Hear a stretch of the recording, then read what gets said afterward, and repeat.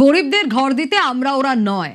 আজ আবাসের দ্বিতীয় কিস্তির টাকা ঢুকবে উপভোক্তাদের অ্যাকাউন্টে। দ্বিতীয় কিস্তির টাকা আনুষ্ঠানিকভাবেই দেবেন মুখ্যমন্ত্রী শুভেন্দু অধিকারী।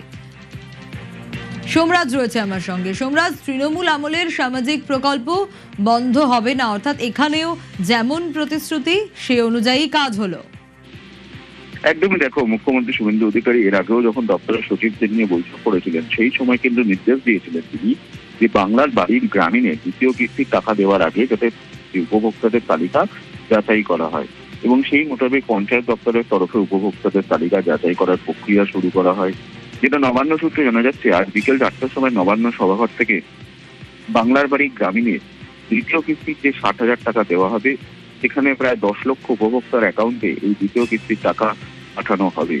যদিও যে যাচাই প্রক্রিয়া, সেই যাচাই প্রক্রিয়া এখনো চলছে এবং প্রায় 12,000-এরও বেশি উপভোক্তা তাদের তালিকায় তিনি গরমিল পাওয়া গেছে, তাই তাদের অ্যাকাউন্টে তাদেরকে আপাতত থেকে বাদ রাখা হচ্ছে।